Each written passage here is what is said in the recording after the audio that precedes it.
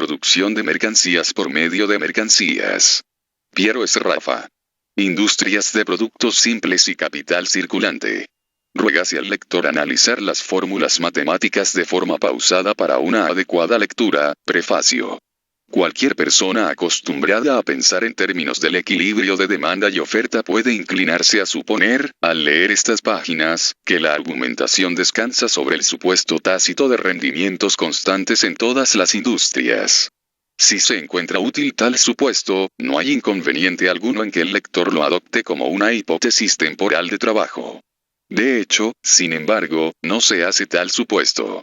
No se considera variación alguna en el volumen de producción ni, al menos en las partes 1 y 11, variación alguna en las proporciones en que los diferentes medios de producción son utilizados por una industria, de modo que no surge problema alguno sobre la variación o constancia de los rendimientos. La investigación se ocupa exclusivamente de aquellas propiedades de un sistema económico que no dependen de variaciones en la escala de producción o en las proporciones de los factores. Este punto de vista, que es el de los antiguos economistas clásicos desde Adam Smith a Ricardo, ha sido sumergido y olvidado desde el advenimiento del método marginalista. La razón es obvia. El enfoque marginalista exige que la atención se centre en la variación, porque sin variación, bien en la escala de la industria, bien en las proporciones de los factores de producción, no puede haber producto marginal ni coste marginal. En un sistema donde la producción continuara sin variación en esos aspectos, día tras día, el producto marginal de un factor, o, alternativamente, el coste marginal de un producto, no solo sería difícil de encontrar, sino que no habría dónde encontrarlo. Es preciso, sin embargo, tener cuidado en evitar la confusión entre los márgenes espurios y el artículo auténtico. A lo largo de estas páginas se encontrarán ejemplos que, a primera vista, parece imposible distinguirlos de ejemplos de la producción marginalista. Pero el signo seguro de su carácter espurio es la ausencia del tipo de variación requerido. El caso más conocido es el del producto de la tierra marginal en la agricultura, cuando se cultivan simultáneamente tierras de calidades diferentes. Sobre este punto, basta con referirse a P. H. Wicksteed, el purista de la teoría marginal, que condena tal utilización del término marginal como fuente de horrible confusión. La tentación de presuponer rendimientos constantes no es enteramente caprichosa. El propio autor la experimentó cuando comenzó estos estudios hace muchos años, y le condujo, en 1925, al intento de argumentar que solo el caso de los rendimientos constantes era generalmente coherente con las premisas de la teoría económica.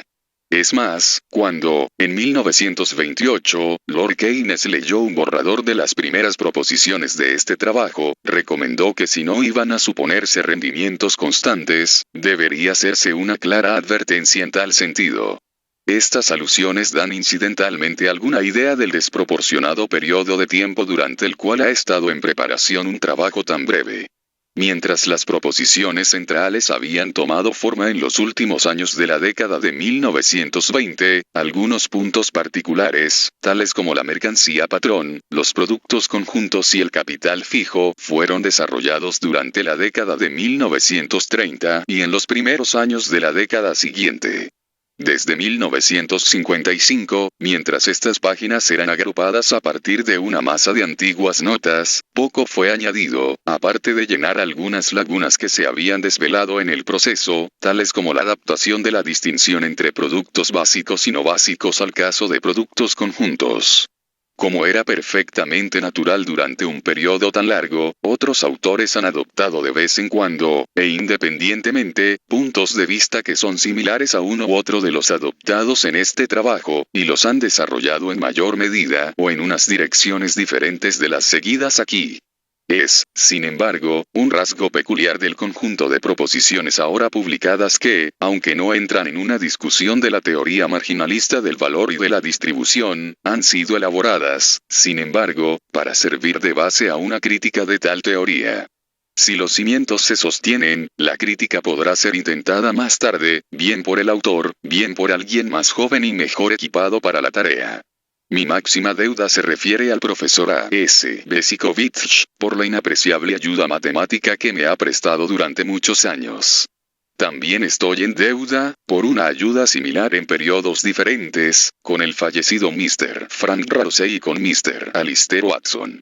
Resultará perfectamente claro que no siempre he seguido los consejos expertos que se me dieron. En particular, respecto del sistema de notación adoptado, que he insistido en mantener para que pudiera ser seguido fácilmente por los lectores no matemáticos, aunque admito que está expuesto a objeciones en algunos aspectos. Trinity College, Cambridge, marzo 1959. Capítulo 1. Producción de subsistencia. 1. Consideremos una sociedad extremadamente simple que produce lo justo para mantenerse. Las mercancías son producidas por industrias diversas y son intercambiadas en un mercado que se celebra tras la cosecha. Supongamos, para comenzar, que solo se producen dos mercancías, trigo y hierro. Ambas se utilizan, en parte, para el sostenimiento de quienes trabajan, y el resto se utiliza como medios de producción, el trigo como semilla y el hierro en forma de herramientas. Supongamos que, en conjunto, e incluyendo las necesidades de los trabajadores, se utilizan 280 arrobas de trigo y 12 toneladas de hierro para producir 400 arrobas de trigo, en tanto que se emplean 120 arrobas de trigo y 8 toneladas de hierro para producir 20 toneladas de hierro. Las operaciones de un año pueden ser tabuladas del modo siguiente: 280 arrobas trigo más 12 toneladas. Hierro, 400 arrobas trigo 120 arrobas trigo más 8 toneladas. Hierro, 20 toneladas. Hierro. Nada se ha añadido mediante la producción a las posesiones de la sociedad en su conjunto. Se han absorbido 400 arrobas de trigo y 20 toneladas de hierro en total, y se han producido esas mismas cantidades. Pero cada mercancía, que inicialmente estaba distribuida entre las industrias según sus necesidades, aparece al final del año totalmente concentrada en las manos de su productor. Denominaremos estas relaciones los métodos de producción y de consumo productivo o, para abreviar, los métodos de producción. Hay un único conjunto de valores de cambio que, en caso de ser adoptado por el mercado, restablece la distribución original de los productos y hace posible que el proceso se repita. Tales valores surgen directamente de los métodos de producción. En el ejemplo particular que hemos tomado, el valor de cambio requerido es de 10 arrobas de trigo por una tonelada de hierro. 2. Lo mismo se aplica al caso de 3 o más mercancías. Añadiendo un tercer producto, cerdos, 240 arrobas. Trigo más 12 toneladas. Hierro más 18 cerdos, 450 arrobas. Trigo 90 arrobas. Trigo más 6 toneladas.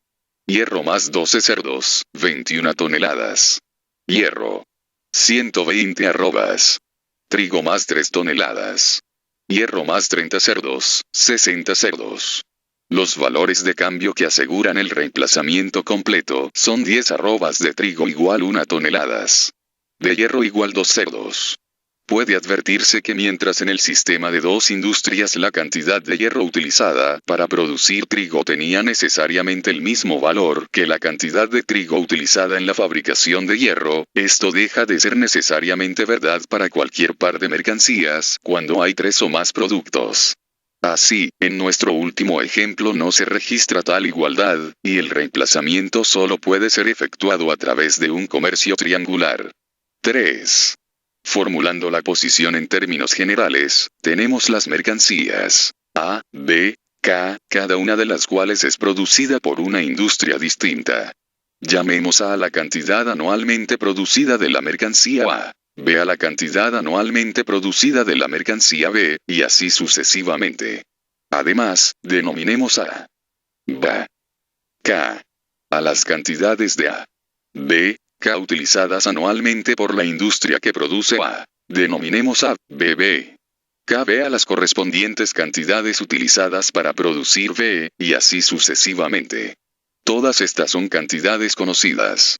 Las incógnitas a determinar son PA, PB, PK, que indican, respectivamente, los valores unitarios de las mercancías A, B, K, que, en caso de ser adoptados, restablecerían la posición inicial.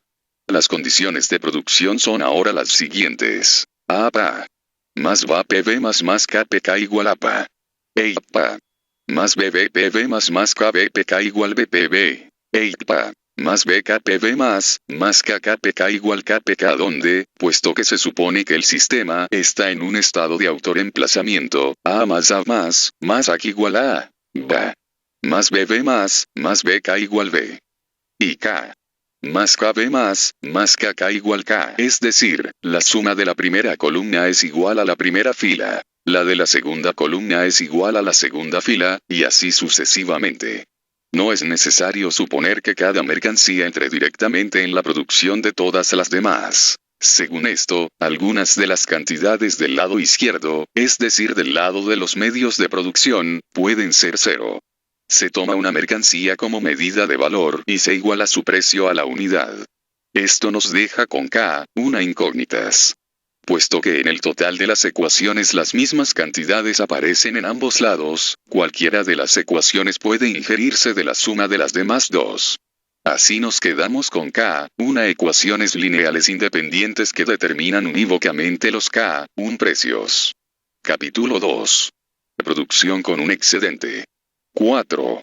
Si la economía produce más del mínimo necesario para el reemplazamiento y existe un excedente que distribuir, el sistema se hace autocontradictorio. En efecto, si sumamos todas las ecuaciones, el lado derecho de la ecuación, suma resultante, o Producto Nacional Bruto, contendrá, además de todas las cantidades que se encuentran en el lado izquierdo, o medios de producción y subsistencia, algunas adicionales que no están en el lado izquierdo. Contando como en la sección 3, tenemos ahora K ecuaciones independientes con solamente K, una incógnitas. La dificultad no puede ser superada asignando el excedente antes de que los precios sean determinados, como se hace con el reemplazamiento de materias primas, bienes de subsistencia, etc. Esto se debe a que el excedente, o beneficio, debe ser distribuido en proporción a los medios de producción, o capital, avanzados en cada industria, y tal proporción entre dos agregados de bienes heterogéneos, en otras palabras, el tipo de beneficio, no puede ser determinada antes de que conozcamos los precios de los bienes. Por otra parte, no podemos diferir la asignación del excedente hasta después de que conozcamos los precios, porque, como veremos, los precios no pueden determinarse antes de conocer el tipo de beneficio. El resultado es que la distribución del excedente debe ser determinado a través del mismo mecanismo y al mismo tiempo que se determinan los precios de las mercancías. Según esto, introducimos el tipo de beneficio, que debe ser uniforme para todas las industrias, como una incógnita que denominamos R, y el sistema se convierte en A.PA. Más BAPV más K.PK1 más R, igual a PA. APA. Más BBPV más KBPK1 más R, igual BPV, APA. Más BKPV más KKPK1 más R, igual KPK donde, puesto que se supone que el sistema está en un estado de autoreemplazamiento, A más AK, va más BB más BKB. K. Más KB más KKK. Es decir, la cantidad producida de cada mercancía es al menos igual que la cantidad de la misma que es utilizada por todas las ramas productivas en su conjunto. Este sistema contiene K ecuaciones independientes que determinan los K, precios y el tipo de beneficio. 5.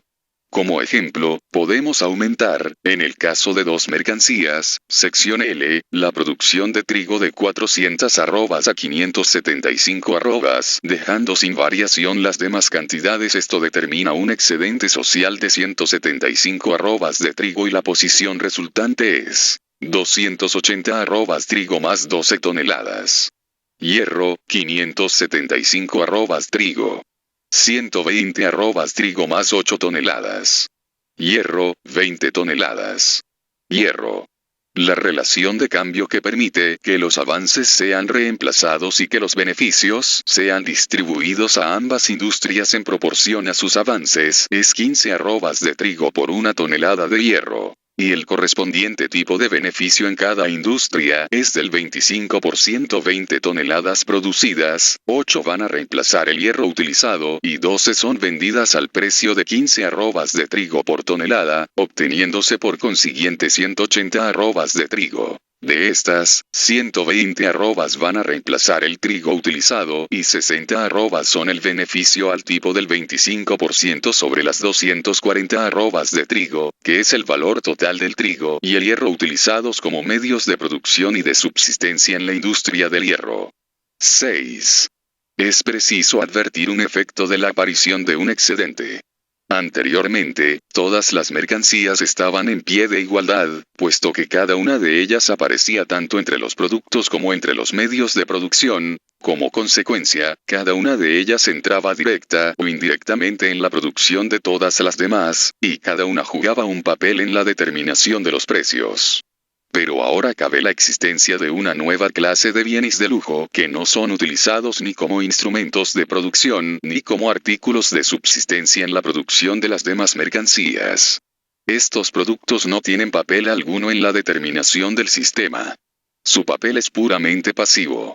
Si una innovación viniera a reducir a la mitad la cantidad de cada uno de los medios de producción que son necesarios para producir una unidad de un bien de lujo de este tipo, el precio de esta mercancía descendería a la mitad, pero no se registrarían consecuencias ulteriores. Las relaciones de precios de los otros productos y el tipo de beneficio permanecerían inalterados. Pero si tal ocurriera en la producción de una mercancía del tipo opuesto, que entra en los medios de producción, todos los precios resultarían afectados y el tipo de beneficio variaría. Esto puede verse si eliminamos del sistema la ecuación que representa la producción de un bien de lujo. Puesto que al hacer esto eliminamos una incógnita, el precio de este bien, que solo aparece en esa ecuación, las restantes ecuaciones continuarán formando un sistema determinado que será satisfecha por las soluciones del sistema más amplio. Por otra parte, si elimináramos una de las otras ecuaciones correspondientes a bienes que no son de lujo, el número de incógnitas no resultaría reducido puesto que la mercancía en cuestión aparece como medio de producción en las otras ecuaciones, y el sistema se haría indeterminado.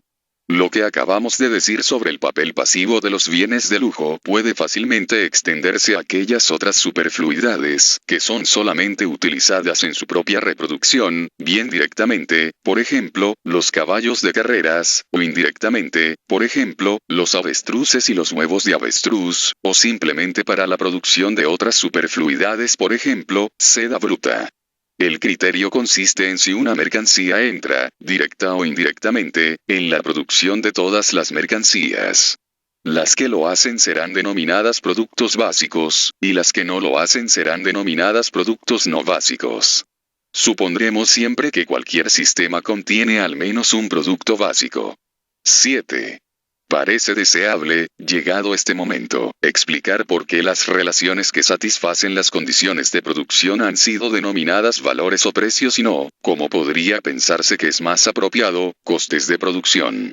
Esta última denominación sería adecuada en relación con los productos no básicos, puesto que, como se sigue de lo indicado en la sección anterior, su relación de cambio es simplemente un reflejo de lo que debe pagarse por los medios de producción, trabajo y beneficios para obtenerlos. No hay dependencia mutua. Pero en el caso de un producto básico hay otro aspecto que considerar. Su relación de cambio depende tanto del uso que se hace de él en la producción de otras mercancías básicas, como del grado en que aquellas mercancías entran en su propia producción. Uno podría sentir la tentación de decir, aunque daría lugar a posibles errores, que su relación de cambio depende tanto del lado de la demanda como del lado de la oferta. En otras palabras, el precio de un producto no básico depende de los precios de sus medios de producción, pero estos no dependen de él. En tanto que en el caso de un producto básico, los precios de sus medios de producción dependen de su propio precio no menos que este último depende de aquellos. Por esto, parece necesaria una denominación menos unilateral que la de coste de producción. Aunque serían apropiados términos clásicos como precio necesario, precio natural cero precio de producción, hemos preferido valor y precio como expresiones más cortas y no más ambiguas en el presente contexto, que no contiene referencia alguna a precios de mercado. Puede añadirse que, no solo en este caso sino en general, el uso de la expresión coste de producción ha sido evitado en este trabajo, como lo ha sido también el término capital en su connotación cuantitativa, a costa de algún circunloquio engorroso. La razón es que estos términos han venido a estar ligados inseparablemente con el supuesto de que representan cantidades que pueden medirse independientemente de, y antes que, la determinación de los precios de los productos. Recuérdense los costes reales de Marshall y la cantidad de capital implicada en la teoría de la productividad marginal. Puesto que uno de los objetivos de esta obra consiste en liberarse de tales presupuestos, la eliminación de los términos parecía el único camino para no deslizar prejuicios en el tema. 8. Hasta este momento hemos considerado los salarios como consistentes en los bienes necesarios para la subsistencia de los trabajadores, de modo que entraban en el sistema en pie de igualdad con el petróleo para las máquinas o los alimentos para el ganado. Debemos tener ahora en cuenta el otro aspecto de los salarios, puesto que además del elemento de subsistencia, que siempre está presente en ellos, pueden incluir una participación en la producción excedente. A la vista de este doble carácter de los salarios, sería apropiado cuando vengamos a considerar la división del excedente entre capitalistas y trabajadores, separar las dos partes componentes del salario y considerar solo la parte del excedente como variable. En tanto que los bienes necesarios para la subsistencia de los trabajadores continuarían apareciendo entre los medios de producción, con el petróleo, CTI. Evitaremos, sin embargo, en este libro toda intromisión en el concepto tradicional de salario, y seguiremos la práctica usual de tratar todo el salario como variable. La desventaja de este proceder consiste en que implica relegar los bienes necesarios de consumo al limbo de los productos no básicos. La razón está en que ya no aparecen entre los medios de producción del lado izquierdo de las ecuaciones. De modo que una mejora en los métodos de producción de los bienes necesarios para la vida ya no afectará directamente al tipo de beneficio y a los precios de los otros productos. Los bienes de primera necesidad son, sin embargo, esencialmente básicos, y si se impide que ejerzan su influencia sobre los precios y beneficios bajo esa denominación, es preciso permitir que la ejerzan por caminos tortuosos, por ejemplo, estableciendo un límite por debajo del cual no puede descender el salario. Un límite que descendería con cualquier mejora en los métodos de producción de los bienes de primera necesidad, llevando consigo un alza en el tipo de beneficio y una variación en el precio de los demás productos.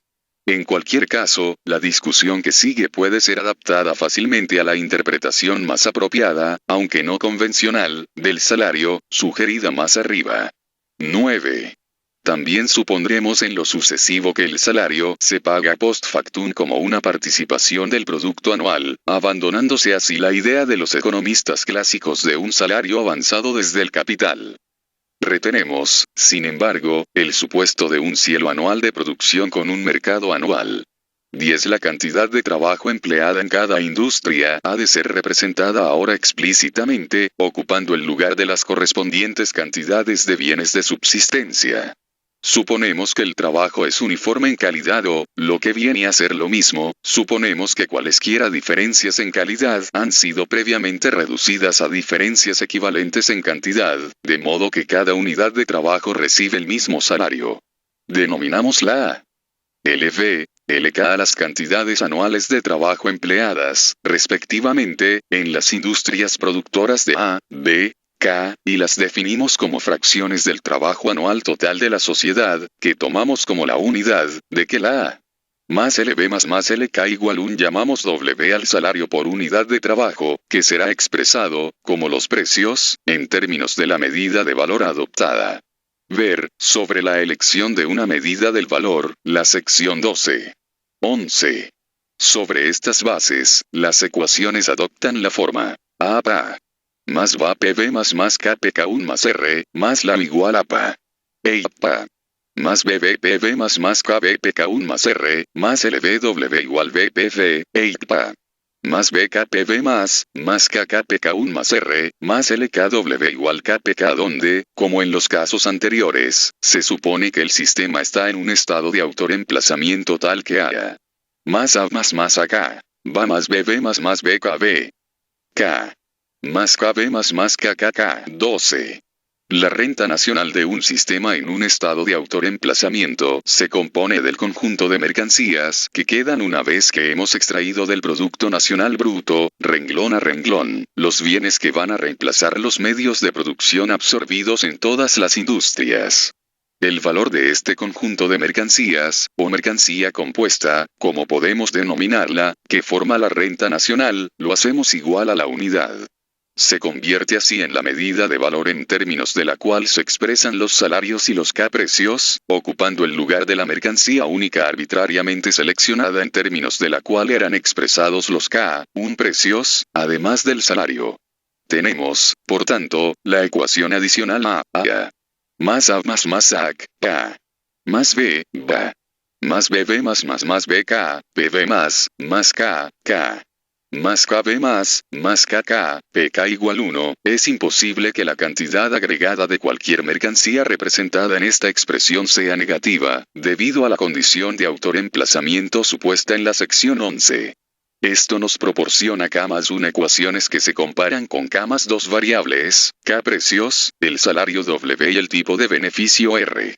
El resultado de añadir el salario como una de las variables es que el número de estas excede ahora al número de ecuaciones en una y que el sistema puede moverse con un grado de libertad. Y si una de las variables es fijada, las demás serán fijadas también. Capítulo 3. Proporciones entre el trabajo y los medios de producción. 13. Procedemos a dar al salario, W, sucesivos valores que van de 1 a 0. Estos representan ahora fracciones de la renta nacional, consultar las secciones 10 y 12. Nuestro objetivo es observar el efecto de variaciones en el salario sobre el tipo de beneficio y sobre los precios de las mercancías individuales, en el supuesto de que los métodos de producción permanezcan inalterados. 14. Cuando hacemos W igual 1, el total de la renta nacional va a parar a los salarios, y R es eliminado. Volvemos así, de hecho, al sistema de ecuaciones lineales de que partimos, con la diferencia de que las cantidades del trabajo aparecen ahora explícitamente en lugar de ser representadas por cantidades de bienes necesarios para la subsistencia. A este nivel de salarios, los valores relativos de las mercancías son proporcionales a sus costes trabajo, es decir, a la cantidad de trabajo que ha ido directa o indirectamente a producir las tres. Los valores no siguen una regla sencilla para ningún otro nivel de salarios. 15. Partiendo de la situación en que toda la renta nacional va al trabajo, imaginemos que los salarios se reducen. Como consecuencia, surge un tipo de beneficio. La clave del movimiento de precios relativos, que sigue a una variación en el salario, consiste en la desigualdad de las proporciones en que el trabajo y los medios de producción son empleados en las distintas industrias. Es claro que si la proporción fuera la misma en todas las industrias, no podría seguirse variación alguna de precios por grande que fuera la diversidad de la composición, mercancía de los medios de producción en las diferentes industrias. Porque, en cada industria, una igual reducción del salario proporcionaría justamente lo necesario para pagar los beneficios sobre sus medios de producción a un tipo uniforme sin necesidad de alterar los precios existentes. 1. 16. Por la misma razón es imposible que los precios permanezcan inalterados cuando hay una desigualdad de proporciones. Supongamos que los precios permanecieran invariables una vez que el salario se hubo reducido y que hubo surgido un tipo de beneficio. Puesto que, en cualquier industria, el ahorro derivado de la reducción salarial dependería del número de hombres empleados, mientras que lo necesario para pagar beneficios a un tipo uniforme dependería del valor total de los medios de producción utilizados. Las industrias con una proporción suficientemente baja entre trabajo y medios de producción tendrían un déficit, en tanto que las industrias con una proporción suficientemente alta tendrían un excedente sobre sus pagos por salarios y beneficios. Por el momento no estamos haciendo supuesto alguno respecto de qué tipo de beneficio corresponde a una reducción salarial. 1. En estas proporciones los medios de producción deben ser medidos por sus valores. Pero, puesto que los valores pueden cambiar con una variación en el salario, se plantea el problema de cuáles son los valores a que nos referimos. La respuesta es que en relación con el establecimiento de la igualdad o no igualdad de las proporciones, que es lo único que nos preocupa por el momento, todos los conjuntos posibles de valores dan el mismo resultado. En efecto, como hemos visto, si las proporciones de todas las industrias son iguales, los valores, y por tanto las proporciones, no varían con el salario. De esto se deduce que si las proporciones son desiguales al conjunto de valores correspondientes a un salario, no pueden ser iguales a cualquier otro, de modo que son desiguales a todos los valores. Todo lo que necesitamos en este estadio del análisis es que exista un salario uniforme y un tipo de beneficio uniforme en todo el sistema. 17. Habría una proporción crítica entre el trabajo y los medios de producción que marcaría la frontera entre las industrias con déficit y con excedente. Una industria que empleara esa proporción particular mostraría un equilibrio. El ahorro procedente de la reducción salarial proporcionaría exactamente lo necesario para el pago de beneficios al tipo general. Cualquiera que sea el valor preciso de tal proporción en un sistema particular, puede decirse a priori que, en un sistema que incluya dos o más industrias básicas, la industria con la más baja proporción entre el trabajo y los medios de producción sería una industria con déficit y la que tuviera la proporción más alta sería una industria con excedente. 18. De esto se deduce que con una reducción salarial, serían necesarias variaciones en los precios para restablecer el equilibrio en cada una de las industrias con déficit y en cada una de las industrias con excedente. Cabe esperar que, para alcanzar este objetivo, habría de entrar en juego, en primer lugar, la relación de precios entre cada producto y sus medios de producción. Consideremos la situación de una industria con déficit cuando el salario se ha reducido. Una elevación en el precio del producto respecto de los medios de producción ayudaría a eliminar el déficit, puesto que liberaría una parte de la cuota del producto bruto de la industria, que había estado yendo a financiar el reemplazamiento de los medios de producción ahora abaratados, y así se incrementaría la cantidad disponible para ser distribuida como salarios o beneficios. El alza del precio llevaría por sí misma a un incremento en la magnitud, y no simplemente en el valor, de aquella parte del producto de la industria que queda disponible para ser distribuida, a pesar de que los métodos de producción no han variado. Otro efecto de la elevación del precio del producto en relación a los medios de producción consistiría, naturalmente, en ayudar a que una cantidad dada del producto tendiera a alcanzar el tipo de beneficio requerido. En segundo lugar, e independientemente de esto, cuanto más fuerte fuera la elevación en el precio del producto respecto del trabajo, menor sería la cantidad del mismo absorbida por el salario. De modo semejante, los movimientos de precios en una dirección opuesta podrían llevar a absorber el excedente, que en otro caso aparecería en una industria que utilizara una alta proporción entre trabajo y medios de producción. 19. No se sigue de esto, sin embargo, que el precio del producto de una industria con una baja proporción entre trabajo y medios de producción, y, por consiguiente, con un déficit potencial, se elevara necesariamente, con una reducción salarial, respecto de sus propios medios de producción. Por el contrario, es muy posible que descendiera.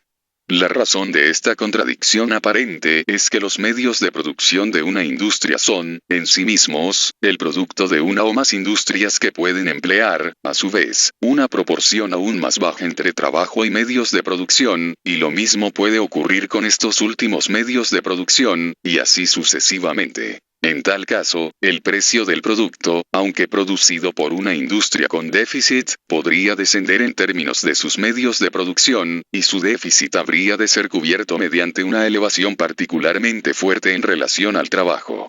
En resumen, cuando los salarios descienden, el precio del producto de una industria con baja proporción entre trabajo y medios de producción, industria con déficit, puede elevarse o puede descender o puede, incluso, elevarse y descender alternativamente, en relación a sus medios de producción. Mientras que el precio del producto de una industria con alta proporción entre el trabajo y sus medios de producción, industria con excedente, puede caer, o puede elevarse, o puede moverse alternativamente.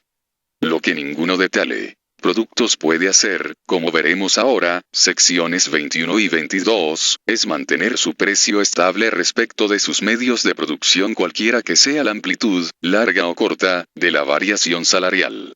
20. Para concluir esta visión preliminar del tema, cabe destacar que estas consideraciones dominan no solo la relación de precios de un producto con sus medios de producción, sino también sus relaciones con cualquier otro producto. En consecuencia, los movimientos de precios relativos de dos productos vienen a depender no solo de las proporciones entre trabajo y medios de producción con los que se han obtenido, sino también de las proporciones mediante las que estos medios han sido, a su vez, producidos, y también de las proporciones mediante las que estos medios de producción y aquellos medios de producción han sido obtenidos, y así sucesivamente. Resulta así que el precio relativo de dos productos puede moverse con un descenso de salarios en dirección opuesta de la que hubiera sido esperada sobre la base de sus proporciones respectivas. Además, los precios de sus respectivos medios de producción pueden moverse de modo tal que inviertan el orden de los dos productos en cuanto a la altura relativa de sus proporciones. Y aún surgen más complicaciones que consideraremos a continuación. Por complejo que sea el esquema de las variaciones de precios derivados de una variación en la distribución, su resultado neto, y su completa justificación, consiste simplemente en restablecer el equilibrio en cada industria. Logran plenamente tal objetivo, que no podría ser alcanzado con algo menos. 21. Volvamos ahora a la proporción crítica que ya hemos mencionado, sección 17, y que constituye la frontera entre las industrias con déficit y las industrias con excedente. Supongamos que existiera una industria que empleara trabajo y medios de producción en tal proporción precisa, de modo que con una reducción salarial, y sobre la base de los precios iniciales, mostrara un perfecto equilibrio de salarios y beneficios.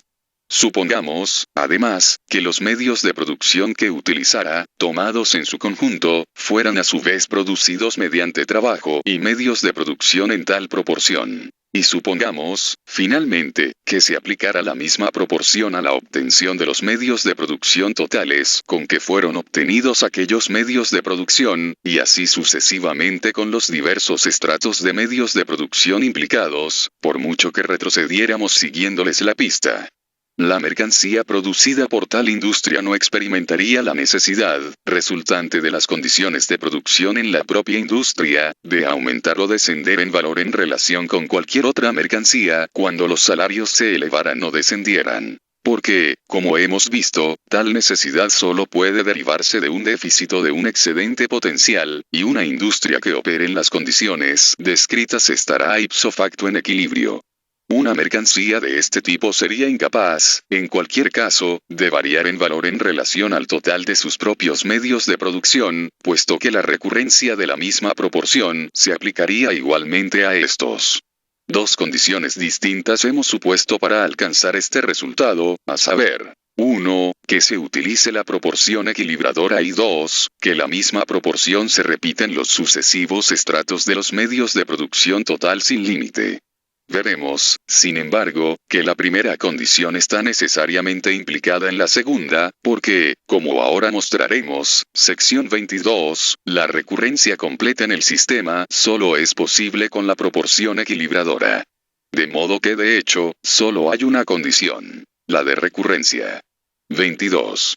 Al tratar de identificar la proporción equilibradora, es conveniente sustituir la híbrida proporción entre la cantidad de trabajo y el valor de uno en los medios de producción que hemos estado utilizando hasta ahora, por una de las correspondientes razones puras entre cantidades homogéneas. Hay dos razones correspondientes, a saber, la razón cantidad entre trabajo directo e indirecto empleado y la razón valor entre el producto neto y los medios de producción 4.1. Aquí adoptaremos esta última. El tipo de beneficio es uniforme en todas las industrias, y depende solamente del salario. La razón valor entre neto y los medios de producción es, en general, cada industria y depende, principalmente, de sus circunstancias particulares de producción. Hay, sin embargo, una excepción. Cuando hacemos el salario igual a cero y la totalidad del producto neto va a los beneficios, la razón valor entre el producto neto y los medios de producción en cada industria viene a coincidir necesariamente con el tipo general de beneficio. Por muy diferentes que hayan podido ser entre sí a otros niveles de salarios, las razones valor de todas las industrias son iguales a este nivel.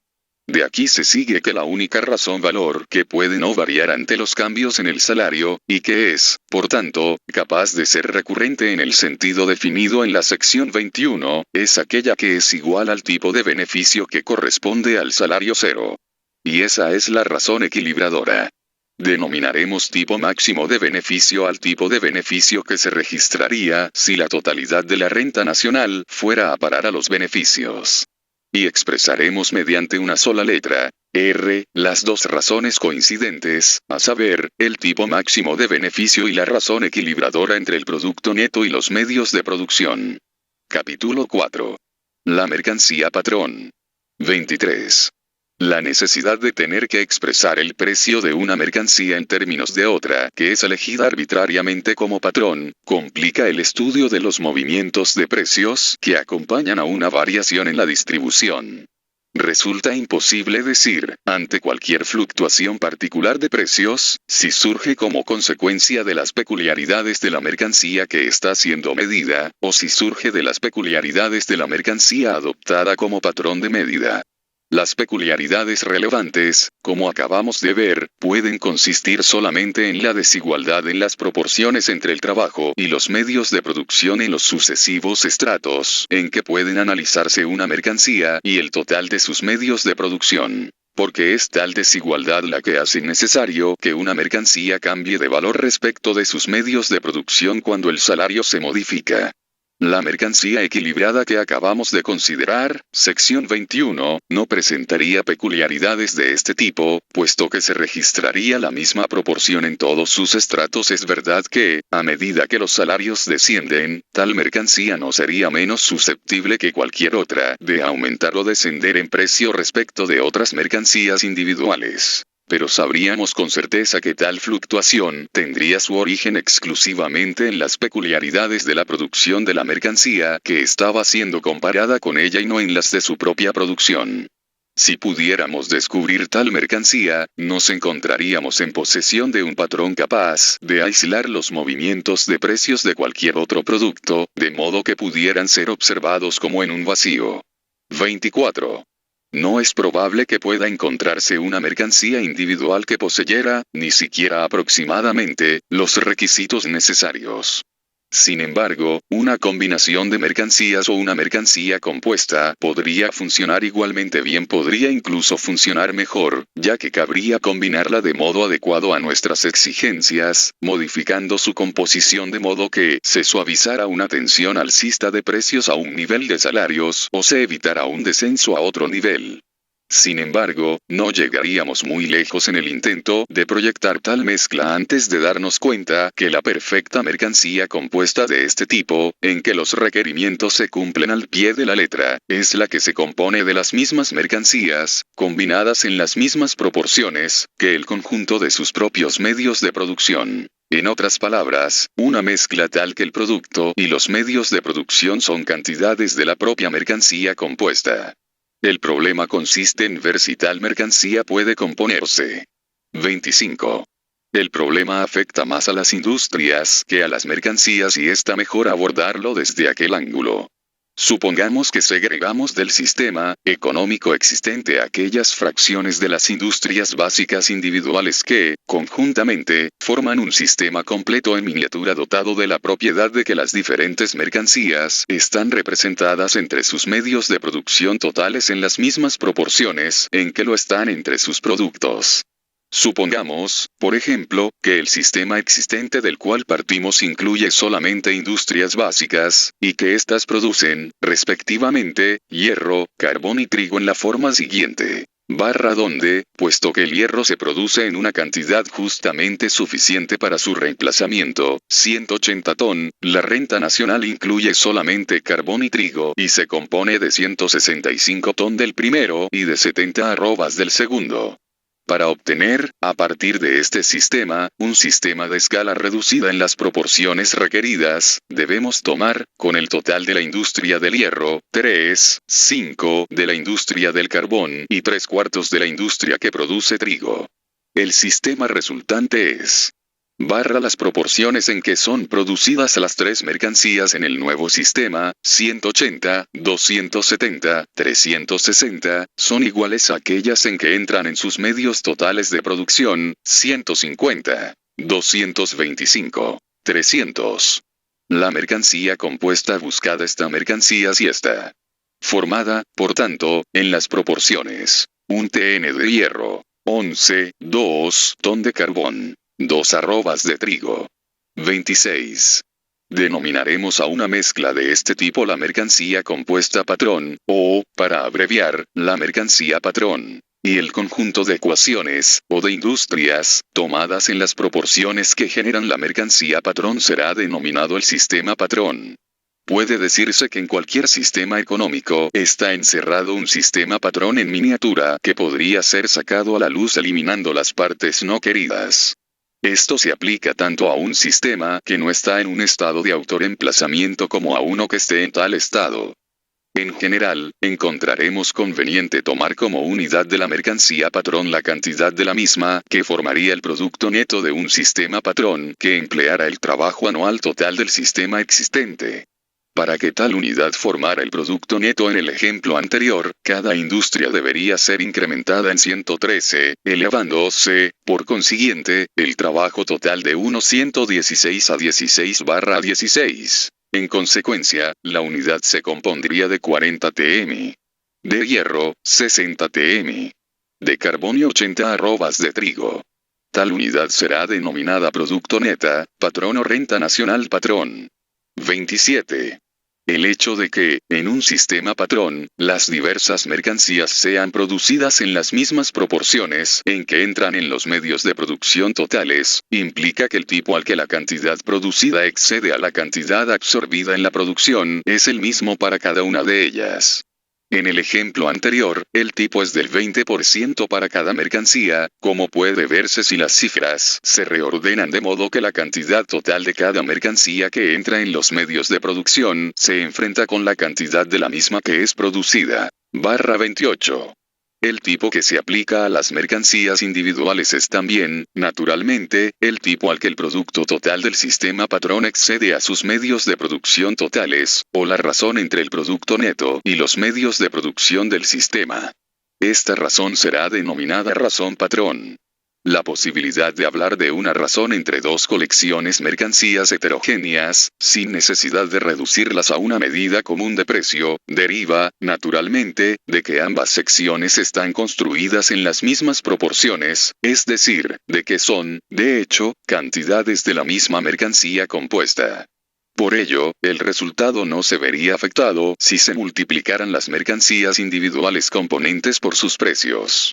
La razón entre los valores de los dos totales sería inevitablemente siempre igual a la razón entre las cantidades de sus diversos componentes. Y, una vez que las mercancías hubieran sido multiplicadas por sus precios, tampoco sería afectada la razón si aquellos precios individuales comenzaran a variar en todas las formas divergentes imaginables. Así, en el sistema patrón la razón entre el producto neto y los medios de producción sería la misma, cualesquiera que fueran las variaciones registradas en la división del producto neto entre salarios y beneficios, y cualesquiera que fueran las consiguientes variaciones de precios. 29. Lo que acabamos de decir sobre la razón entre el producto neto y los medios de producción en el sistema patrón se aplica igualmente si sustituimos el producto neto por cualquier fracción del mismo. La razón entre tal fracción y los medios de producción no sería afectada por las variaciones de los precios. Supongamos ahora que el producto neto patrón está dividido entre salarios y beneficios, teniendo cuidado de que la participación de cada uno se componga siempre, como en el conjunto sucede, de la mercancía patrón. El O de beneficio resultante estaría en la misma proporción, respecto de la razón patrón del sistema, en que lo estaba la parte asignada a los beneficios respecto del producto neto total. En el ejemplo dado anteriormente, donde la razón patrón era del 20%, si /4 de la renta nacional patrón iban a salarios y /4 iba a beneficios, el tipo de beneficio sería del 5%. Si la mitad fuera a cada uno de ellos, sería del 10%. Y si el total fuera a beneficios, el tipo de beneficio habría alcanzado su nivel máximo del 20% y coincidiría con la razón patrón. El tipo de beneficio en el sistema patrón aparece así como una razón entre cantidades de mercancías independientemente de sus precios. 30. Reformulando la posición en términos generales, por lo que se refiere al sistema patrón, podemos decir que si R es la razón patrón o tipo máximo de beneficio y W es la proporción del producto neto que va a los salarios, el tipo de beneficio es barra así. A medida que el salario se reduce gradualmente de 1 a 0, el tipo de beneficio aumenta en proporción directa a la deducción total hecha del salario. La relación puede ser representada una línea recta, tal como aparece en la figura 1/31. Tal relación es de interés solamente si se puede demostrar que su aplicación no está limitada al sistema patrón imaginario, sino que es capaz de ser extendido al sistema económico efectivo de observación. Esto gira en torno hacia el papel decisivo que la mercancía patrón juega a este respecto, consiste en que es el material constitutivo y de la renta nacional y de los medios de producción, que es peculiar al sistema patrón, o en qué proporciona el medio en que son estimados los salarios, porque esta última es una función que la mercancía patrón apropiada puede desempeñar en cualquier caso, esté el sistema en las proporciones patrón o no lo esté. Ahora bien, es cierto que la apariencia está en contra de la segunda alternativa. En el sistema patrón, la circunstancia de que el salario sea pagado en la mercancía patrón parece derivar su significación especial del hecho que el residuo que queda para beneficios será una cantidad de la mercancía patrón y, por consiguiente, similar en composición a los medios de producción. El resultado es que puede verse como el tipo de beneficio, al ser una razón entre estas dos cantidades homogéneas, se eleva en proporción directa a cualquier reducción operada en el salario. No parecería, por tanto, que hubiera razón alguna para esperar que en el sistema efectivo, cuando el equivalente de la misma cantidad de mercancía patrón ha sido pagado como salarios, el valor de lo que queda para beneficios debiera mantenerse en la misma razón con el valor de los medios de producción en que están las correspondientes cantidades en el sistema patrón. Pero el sistema efectivo se compone de las mismas ecuaciones básicas que el sistema patrón, solo que en diferentes proporciones. De modo que, una vez dado el salario, el tipo de beneficio se determina en ambos sistemas con independencia de las proporciones de las ecuaciones en ellos. Proporciones particulares, tales como las proporciones patrón, pueden dar transparencia a un sistema y hacer visible lo que está oculto, pero no pueden alterar sus propiedades matemáticas. 0. La relación lineal entre el salario y el tipo de beneficio se mantendrá por tanto, en todos los casos, con la sola condición de que el salario se exprese en términos del producto patrón. El mismo tipo de beneficio, que en el sistema patrón se obtiene como una razón entre cantidades de mercancías, resultará en el sistema efectivo de la razón de valores agregados. 32. Volviendo a nuestro ejemplo, si en el sistema efectivo, tal como ha sido diseñado en las secciones 25 y siguientes, con R igual 20%, el salario se fija en términos del producto neto patrón, a W igual barra 4 corresponderá a R igual 5%. Pero, mientras la participación de los salarios será igual en valor a barra 4 de la renta nacional patrón, no se deduce que la participación de los beneficios será equivalente al restante 1/4 de la renta patrón. La participación de los beneficios consistirá en lo que haya quedado de la renta nacional efectiva, tras deducir de ella el equivalente de 1/4 de la renta nacional patrón para salarios. Y los precios deberán ser tales que hagan que el valor de lo que va a beneficios sea igual al 5% del valor de los medios de producción efectivos de la sociedad. 33. Para reformularlo en términos generales, el problema de construir una mercancía patrón equivale a encontrar un conjunto de K multiplicadores adecuados, que pueden denominarse K, QV, QK, para ser aplicados, respectivamente, a las ecuaciones de producción de las mercancías A, B, K. Los multiplicadores deben de ser tales que las cantidades resultantes de las varias mercancías mantengan entre sí las mismas proporciones en el lado derecho de las ecuaciones, como productos, que las que mantienen en el total del lado izquierdo de las mismas, como medios de producción. Esto implica, como hemos visto, que el porcentaje en que el volumen de producción de una mercancía excede a la cantidad de la misma que entra en el total de medios de producción es igual para todas las mercancías.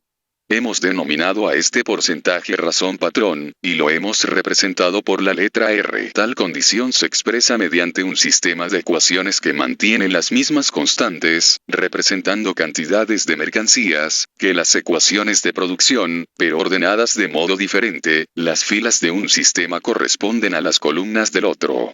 Este sistema de ecuaciones, a que nos referiremos como el sistema Q, es el siguiente.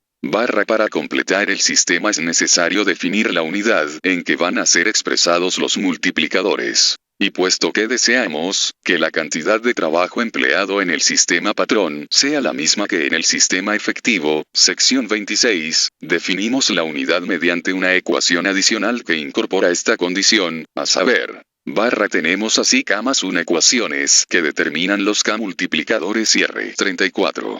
Resolviendo este sistema de ecuaciones, obtenemos conjunto de números para los multiplicadores. Podemos denominar tales números K, QK. Aplicamos estos números a las ecuaciones del sistema de producción, sección 11, y lo transformamos así en un sistema patrón tal como el siguiente. De aquí derivamos la renta nacional patrón, que de ahora en adelante adoptaremos como unidad de salarios y precios en el sistema original de producción. La ecuación unidad de la sección 12 es, por tanto, reemplazada por la siguiente ecuación, donde las G representan números conocidos, mientras que las B son variables. Esta mercancía compuesta es el patrón de salarios y precios que hemos estado buscando, sección 23. 35. Es evidentemente imposible que aquellos productos no básicos, que están completamente excluidos del papel de medios de producción, satisfagan estas condiciones y encuentren un lugar en el sistema patrón. El multiplicador apropiado a sus ecuaciones solo puede ser, por tanto, 0. Lo mismo es verdad, aunque resulte algo menos obvio, para aquellos otros productos no básicos que, aunque no entran como medios de producción de las mercancías en general, son utilizados, sin embargo, en la producción de uno o más productos no básicos, entre los que pueden incluirse ellos mismos, por ejemplo, materias primas especiales para bienes de lujo y animales o plantas de lujo. En la medida que una mercancía de este tipo entra solo en la producción de un producto no básico del tipo previamente considerado, seguiría claramente la suerte de este último y tendría un multiplicador 0.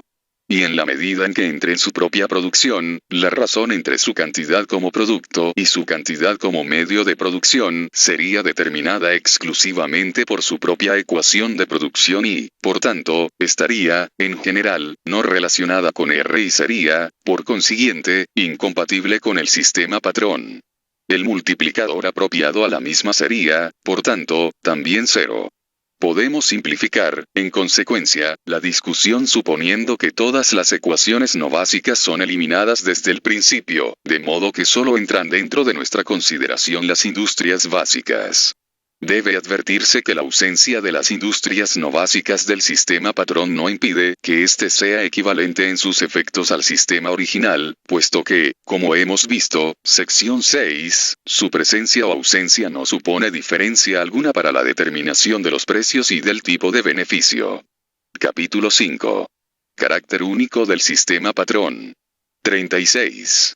En las 5 secciones siguientes se tratará de probar que siempre hay un modo, y nunca más que un modo, de transformar un sistema económico dado en un sistema patrón. En otras palabras, que hay siempre un conjunto de multiplicadores, y solamente uno, que aplicado a las varias ecuaciones o industrias que componen el sistema, tendrá el efecto de reordenarlas en tales proporciones, que la composición mercancía de los medios de producción totales y la del producto total sean idénticas. 37. Puede demostrarse mediante un experimento imaginario que cualquier sistema económico efectivo del tipo que hemos venido considerando puede ser siempre transformado en un sistema patrón. El experimento implica 2 tipos de pasos alternativos. Un tipo consiste en variar las proporciones de las industrias. El otro consiste en reducir en la misma proporción las cantidades producidas por todas las industrias, dejando sin variaciones las cantidades utilizadas como medios de producción. Comencemos ajustando las proporciones de las industrias del sistema de tal modo que se produzca de cada mercancía básica una mayor cantidad de la que es estrictamente necesaria para su reemplazamiento. Imaginemos después que el producto de todas las industrias se reduce gradualmente mediante sucesivos cortes proporcionales pequeños, sin interferir con las cantidades de trabajo y medios de producción que emplean. Tan pronto como los cortes reducen la producción de cualquier mercancía al nivel mínimo requerido para el reemplazamiento, reajustamos las proporciones de las industrias de modo que se registre de nuevo un excedente de cada producto, mientras se mantiene constante la cantidad de trabajo empleado en total. Esto puede hacerse siempre que haya un excedente de algunas mercancías y un déficit de ninguna. Continuemos con tal alternación de reducciones proporcionales, con el restablecimiento de un excedente para cada producto hasta que alcancemos el punto en que los productos han sido reducidos en tal medida que es exactamente posible el reemplazamiento general sin dejar nada como producto excedente. Puesto que los productos de todas las industrias han sido reducidos en la misma proporción para alcanzar esta posición, podemos ahora restablecer las condiciones originales de cada producción, aumentando la cantidad producida en cada industria a un tipo uniforme. Por otra parte, no perturbamos las proporciones a las que han sido conducidas las industrias. El tipo uniforme que restablece las condiciones originales de producción es R y las proporciones alcanzadas por las industrias son las proporciones del sistema patrón. 38. Consideremos ahora el problema de si el sistema patrón en que puede ser transformado un sistema dado de industrias es único o si puede haber modos alternativos de reordenación que satisfagan las condiciones. Las ecuaciones del sistema Q, sección 33, son reducibles a una ecuación del grado K en R y, por tanto, puede haber hasta K valores de R, cada uno con su correspondiente conjunto de valores de las Q, que la satisfagan. Para demostrar que solamente uno de estos conjuntos representa un modo posible de reordenación de las industrias en un sistema patrón, hasta comprobar que no puede haber más que un valor de R al cual corresponda un conjunto de valores de las Q, todos ellos positivos. 39. Como paso preliminar para hacer esto, debemos demostrar que, igual que hay siempre un posible conjunto de multiplicadores, sección 37, así existe también para todos los valores del salario, incluyendo 0, un conjunto de precios que satisfacen la condición de reemplazamiento de los medios de producción con beneficios uniformes. Es decir, siempre existe un conjunto de valores positivos de las P. Comencemos en el valor de W igual 1, donde, puesto que los precios son igual al coste de trabajo, sección 14, los valores de las P deben ser necesariamente todos positivos. Si el valor de W se mueve continuadamente de L a 0, los valores de las P también se moverán continuadamente, de modo que para que cualquier P se haga negativa debe pasar por 0. Sin embargo, mientras los salarios y beneficios sean positivos, ningún precio de ninguna mercancía puede hacerse 0 hasta que el precio de por lo menos una de las otras mercancías que entran en sus medios de producción se haya hecho negativa. Así, puesto que ninguna P puede hacerse negativa antes que cualquier otra, ninguna puede hacerse negativa. 40. Como segundo y último preliminar, resulta conveniente volver a escribir ahora, con fines de comparación, las ecuaciones de producción tal como aparecen cuando los salarios se hacen iguales a 0. Puesto que los términos relativos al trabajo han sido multiplicados por 0, pueden ser omitidos, y en vez de R podemos escribir R, que representa el tipo máximo de beneficio. Podemos tomar el precio de cualquiera de las mercancías como unidad. El sistema de producción se convierte así en /41. Por fin, podemos proceder a demostrar que no puede haber más que un conjunto de multiplicadores positivos. Sea R un valor posible de R al que corresponden los precios positivos K, PK, y los multiplicadores positivos K, QV, K. Sea R otro valor posible de R al que corresponden los precios PA, PB, PK, y los multiplicadores K. QV, QK, debemos probar que es imposible que todos los Q sean positivos. Poniendo en las ecuaciones de producción, tal como las hemos vuelto a escribir para W igual 0 en la sección anterior, R en lugar de R y PA, que en lugar de PA PB, PK y multiplicándolas, respectivamente, por K. QV, QK obtenemos el sistema barra I, sumando, obtenemos barra a barra I, sumando, obtenemos barra. Los términos de la suma, 1, son idénticos a los de la suma, 2 aunque están agrupados de modo diferente, con la excepción de que R son números distintos. Por consiguiente, para que las ecuaciones sean verdaderas, ambos lados de ambas ecuaciones deben ser iguales a 0. Lo cual denota, puesto que todas las P son positivas, que algunas de las Q deben ser negativas. Esto prueba que si existe un conjunto de valores positivos para las B, no puede existir más que un conjunto de valores positivos para las Q. Habíamos visto anteriormente, en la sección 37, que hay siempre un conjunto de Q positivas y, en la sección 39, que hay siempre un conjunto de P positivas. Podemos concluir, por tanto, que siempre hay un valor de R, y solamente uno, al que corresponde un conjunto de multiplicadores positivos, los Q, que transformarán un sistema económico dado en un sistema patrón. 42. Como consecuencia inmediata de lo anterior, puede demostrarse que el valor de R al que corresponden todos los precios positivos, y al cual continuaremos denominando R, es el mínimo de todos los K posibles valores de R. En efecto, supongamos que esto no fuera verdad. Existiría entonces un valor de R menor que R, al que denominaremos R. Hagamos, por ejemplo, R igual 15% y R igual 10%. Para dilucidar si esto es posible, volvamos al sistema con W y R, sección 11. Asignamos como salario una cantidad de la mercancía patrón que, como sabemos, corresponde a R. Reemplazamos así los términos del trabajo, la, W, el BW, etc., por cantidades proporcionadas de la mercancía patrón, tales que su total es una fracción barra, en el ejemplo que hemos escogido, 13, de la renta nacional patrón. Al mismo tiempo, tomamos como patrón de precios una mercancía básica A, elegida arbitrariamente, y hacemos su valor igual a la unidad. Consideremos ahora dos conjuntos de soluciones del sistema resultante. Uno corresponde a R, dando barra y todos los precios positivos, puesto que, siendo positivos para R igual R, lo serán para todos los valores de R hasta 0. Consúltese la sección 39. El segundo conjunto de soluciones corresponde a R. Sabemos, por la última sección, que a los precios correspondientes a R, el valor de la mercancía patrón, que se forma en las proporciones que corresponden a R, es 0, de modo que el salario desaparece y barra esto implica, como de hecho ya dijimos en la sección anterior, que entre los precios que corresponden a R algunos deben ser negativos y otros positivos. Los dos conjuntos de soluciones dan así el mismo valor, 10%, para R. Pero dan dos conjuntos diferentes de precios.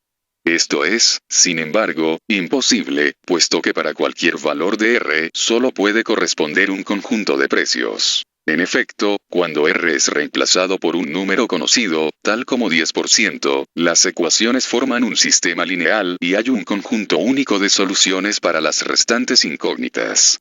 Así, el valor de R al que corresponden todos los precios positivos, no puede ser mayor y, por tanto, debe ser menor que cualquier otro valor R, al que corresponden algunos precios positivos y algunos precios negativos. 43. El sistema patrón es una construcción puramente auxiliar. Debería ser, por tanto, posible presentar los elementos esenciales del mecanismo que estamos considerando sin recurrir a él. Sabemos que si hacemos el producto neto igual a la unidad, de modo que el salario se mida en términos de él, se establece una relación de proporcionalidad entre una reducción del salario y la correspondiente adición al tipo de beneficio de acuerdo con la expresión barra donde R es la razón entre el producto neto patrón y sus medios de producción que resulta de las ecuaciones Q. Esta proposición es reversible, y si hacemos condición del sistema económico que W y R obedezcan la norma de proporcionalidad en cuestión, el salario y los precios de las mercancías son entonces expresados ipso facto en producto neto patrón sin necesidad de definir su composición, puesto que no puede cumplirse la norma de proporcionalidad con ninguna otra unidad. Para hacer esto, basta con que sustituyamos la ecuación, página 25, que hace el producto neto patrón igual a la unidad, por la relación anterior que enlaza W y R con R. Y para encontrar, es decir, el valor de R al que corresponden multiplicadores positivos y precios positivos, no tenemos necesidad de recurrir a las ecuaciones Q. Podemos encontrarlo como el tipo máximo de beneficio a partir de la ecuación de producción, haciendo W igual 0. La condición anterior es suficiente para asegurar que el salario y los precios de las mercancías se expresan en términos del producto neto patrón. Y es curioso que quedemos, así, capacitados para usar un patrón sin saber de qué se compone. Disponemos, sin embargo, de una medida más tangible para los precios de las mercancías que hace posible desplazar el producto neto patrón, incluso de esta función atenuada. Esta medida, como veremos ahora, es la cantidad de trabajo que puede ser comprada por el producto neto patrón. En efecto, tan pronto como hemos fijado el tipo de beneficio, y sin necesidad de conocer los precios de las mercancías, se establece una paridad entre el producto neto patrón y una cantidad de trabajo que depende solamente del tipo de beneficio. Y los precios resultantes de las mercancías pueden ser considerados indiferentemente como expresados en el producto neto patrón o en la cantidad de trabajo que, al nivel dado del tipo de beneficio, sabemos que es equivalente a él. Esta cantidad de trabajo variará inversamente con el salario patrón, W, y directamente con el tipo de beneficio.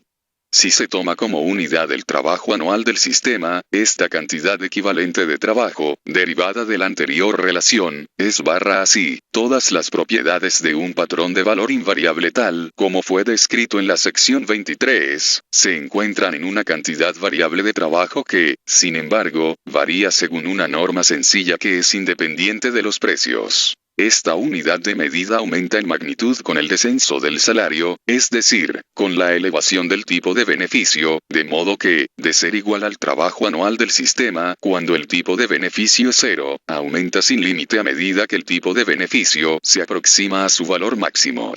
La última utilización restante del producto neto patrón es como medio en términos del cual se expresa el salario, y en este caso no parece que exista modo alguno de sustituirlo. Si deseamos eliminarlo completamente, deberemos dejar de considerar W como una expresión del salario y tratarlo, en su lugar, como un número puro que ayude a definir la cantidad de trabajo que, al tipo de beneficio dado, constituye la unidad de precios. Entonces, siendo expresados los precios de las mercancías en términos de tal cantidad de trabajo, podremos encontrar su salario en términos de cualquier mercancía, tomando el recíproco del precio de esa mercancía. 44. Los últimos pasos del argumento anterior nos han conducido a invertir la práctica seguida, desde el principio, de tratar el salario, más que el tipo de beneficio, como la variable independiente o cantidad dada.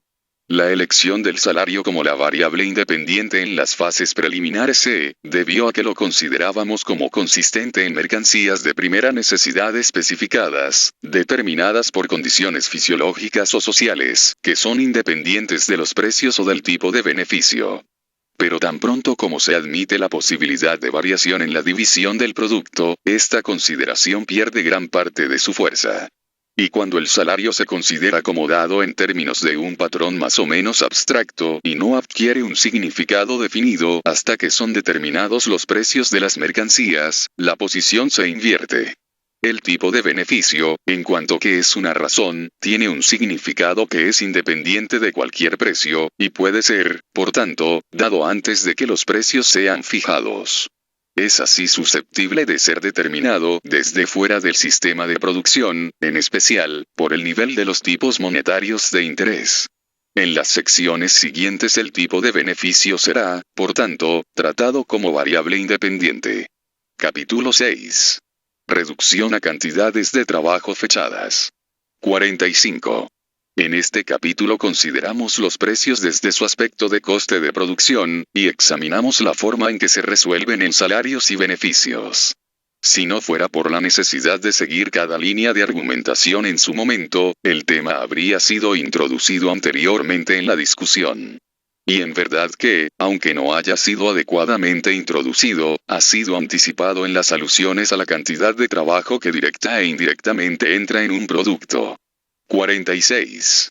Denominaremos reducción a cantidades de trabajo fechadas o, para abreviar, reducción, a una operación mediante la cual, en la ecuación de una mercancía, los diferentes medios de producción utilizados son reemplazados por una serie de cantidades de trabajo, cada una de las cuales lleva su fecha adecuada. Tomemos la ecuación que representa la producción de la mercancía A y donde el salario y los precios se expresan en términos de la mercancía patrón. Comenzaremos reemplazando las mercancías que forman los medios de producción de A por sus propios medios de producción y cantidades de trabajo. Es decir, las reemplazaremos por las mercancías y el trabajo que, según se deduce de sus respectivas ecuaciones, deben ser empleadas para producir esos medios de producción. Y puesto que han sido gastados un año antes, serán multiplicados por un factor de beneficio a un tipo compuesto para el periodo adecuado, a saber, los medios de producción por 1 menos 1, R, y el trabajo por 1 más R. Puede advertirse que A, la cantidad de la propia mercancía A que es utilizada en la producción de A, ha de ser tratada como cualquier otro medio de producción, es decir, reemplazada por sus propios medios de producción y trabajo. Procedemos después a reemplazar estos últimos medios de producción por sus propios medios de producción y trabajo, y a estos les aplicamos un factor de beneficio por un año más, es decir, a los medios de producción, 1 más R, 3, y al trabajo, 1 más R, 2. Podemos continuar esta operación hasta que queramos, y si junto al trabajo directo, la ponemos las sucesivas cantidades agregadas de trabajo que recogemos en cada fase, y que denominaremos, respectivamente, la 1. La 2. LAN, obtendremos la ecuación de reducción para el producto en la forma de una serie infinita hasta donde ha de llevarse la reducción para obtener un grado de aproximación dado, depende del nivel del tipo de beneficio. Cuanto más cercano esté, este último, a su máximo, tanto más lejos deberá avanzar la reducción. Junto a los términos de trabajo siempre habrá sin residuo de mercancía compuesta de fracciones pequeñas de cada producto básico. Pero siempre es posible, llevando la reducción suficientemente lejos, hacer el residuo tan pequeño que tenga un efecto despreciable sobre el precio a cualquier tipo de beneficio prefijado inferior a R. Solamente cuando R igual R, el residuo se hace importante como determinante único del precio del producto. 47. A medida que el tipo de beneficio se eleva, el valor de cada uno de los términos de trabajo recibe un tirón en direcciones opuestas del tipo de beneficio y del salario, y se mueve hacia arriba o hacia abajo según que prevalezca el uno o el otro. El peso relativo de estos dos factores varía, por supuesto, a diferentes niveles de distribución. Y, además, varía de modo diferente en el caso de términos de fecha diferente, como veremos ahora. Hemos visto, sección 30, que si el salario se expresa en términos del producto neto patrón, cuando el tipo de beneficio, R, varía, el salario, W, se mueve, puesto que barra donde R es el tipo máximo de beneficio. Sustituyendo el salario por esta expresión en cada uno de los términos de la ecuación de reducción, la forma general de cualquier enésimo término de trabajo se convierte en barra. Consideremos ahora los valores supuestos por esta expresión a medida que R se mueve de 0 hasta su valor máximo R. Para R igual 0 el valor de un término de trabajo depende exclusivamente de su tamaño, con independencia de la fecha. Con la elevación del tipo de beneficio, los términos se dividen en dos grupos. Los que corresponden al trabajo hecho en un pasado más reciente, que comienzan inmediatamente a descender en valor y continúan cayendo establemente, y los que representan trabajo más remoto en el tiempo, que se elevan al principio y después, cuando cada uno de ellos ha alcanzado su valor máximo, comienzan un movimiento descendente. Al final, para R igual R, el salario desaparece, y con él desaparece el valor de cada término de trabajo. La mejor forma de mostrar esto es mediante una selección de curvas representando términos de fechas, n, ampliamente diferentes, y diferentes cantidades de trabajo, tal como se hace en la figura número 2. En este ejemplo se supone que R es 25%. Barra es como si el tipo de beneficio, en su movimiento de 0 a R, generase una ola a lo largo de la fila de términos de trabajo, cuya cresta fuese formada por términos sucesivos a medida que una tras otra alcanzan sus valores máximos. para cualquier valor del tipo de beneficio, el término que alcanza su máximo tiene la fecha barra i, a la inversa, el tipo de beneficio al que cualquier término de fecha n logra su máximo es barra. Según esto, todos los términos para los que n barra r tienen su máximo para r igual 0 y forman así el grupo de fechas recientes antes mencionado, descendiendo en valor a lo largo del incremento de r. 48. Los términos de trabajo pueden ser considerados como los elementos constitutivos del precio de una mercancía, cuya combinación en varias proporciones puede dar lugar con la variación del tipo de beneficio, a complicados esquemas de movimientos de precios en varias alzas y bajas. El caso más simple es el de la mercancía equilibrada ver sección 21, o de su equivalente, la mercancía patrón tomada como un agregado. Su reducción conduciría a una serie perfectamente regular, siendo la cantidad de trabajo en cada término igual a 1 más r, veces la cantidad en el término de fecha inmediatamente anterior. Como ejemplo del tipo más complicado, podemos suponer dos productos que difieren en 3 de sus términos de trabajo, elegidos de entre los representados en la Fig. 2, y que son, sin embargo, idénticos en todos los demás. Uno de ellos, A, tiene un exceso de 20 unidades de trabajo aplicadas 8 años antes, mientras el exceso de otro, B, consiste en 19 unidades empleadas en el año actual y en una unidad incorporada 25 años antes. De modo que no son muy diferentes de los conocidos ejemplos, respectivamente, del vino que envejece en la bodega y del viejo roble con el que se construye un arca. La diferencia entre sus precios patrón a diversos tipos de beneficio, a saber, barra, se representan en la Fig. 3 de la página siguiente. El precio del vino añejo se eleva respecto del arca de roble a medida que el tipo de beneficio se mueve de 0 a 9%, desciende después entre 9% y 22%, para elevarse de nuevo de 22% a 25% barra. La reducción a términos de trabajo fechados tiene algún alcance en relación con los intentos que se han hecho de encontrar en el periodo de producción una medida independiente de la cantidad de capital que pudiera ser utilizada sin incurrir en un argumento circular para determinar los precios y las participaciones en la distribución. Pero el caso que acabamos de considerar parece demostrar de modo concluyente la imposibilidad de agregar los periodos correspondientes a las diferentes cantidades de trabajo en una sola magnitud que pudiera ser considerada como representativa de la cantidad de capital. Las inversiones en la dirección del movimiento de los precios relativos, frente a los métodos no variados de producción, no pueden ser reconciliadas con ninguna noción de capital como una cantidad mensurable independiente de la distribución y de los precios. 49. Existe, sin embargo, una restricción al movimiento del precio de cualquier producto. Si como resultado de una elevación en el tipo de beneficio el precio desciende, su ritmo de descenso no puede exceder del ritmo de descenso del salario. Así, si trazamos dos líneas que muestren cómo varían el precio de un producto y el salario, expresados ambos en términos de la mercancía patrón, a medida que se eleva el tipo de beneficio, la línea del precio no puede cortar a la línea del salario más de una vez, y solo en una dirección tal que el precio, de ser más bajo, pasa a ser más elevado que el salario a medida que sube el tipo de beneficio. Esto puede verse fácilmente si echamos un vistazo a la serie de reducción o a la ecuación de producción original de la mercancía A. Consideremos la primera. Las únicas variables, además del precio de A, son el salario y el tipo de beneficio, que se eleva a medida que desciende el salario, de modo que el efecto combinado de las dos nunca puede ser un descenso en el precio en mayor proporción que el descenso en el salario.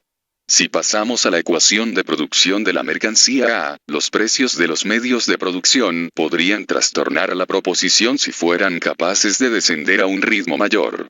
Mas para ver que esto es imposible, basta con volver nuestra atención al producto cuyo ritmo de descenso excede al de todos los demás. Tal producto debe descender menos que el salario, puesto que no puede tener medios de producción que sean capaces de descender a un ritmo superior a aquel al que él lo hace. La conclusión no resulta afectada si tomamos como medida de salarios y precios, en lugar de la mercancía patrón, cualquier producto arbitrariamente elegido, puesto que lo que nos ocupa es la relación de precios entre el trabajo y el producto dado, y esta relación es independiente del medio adoptado. De aquí se sigue que si el salario se reduce en términos de cualquier mercancía, da igual que se trate de una mercancía que consiguientemente se elevará o descenderá respecto del patrón, el tipo de beneficio aumentará. Y para un aumento del salario sucederá lo contrario. También se sigue de aquí que si el salario se reduce en términos de una mercancía, resulta reducido en términos de todas ellas. Y lo mismo ocurre para un aumento. La dirección de la variación es la misma respecto de todas las mercancías, por diferente que pueda ser su intensidad. Fin.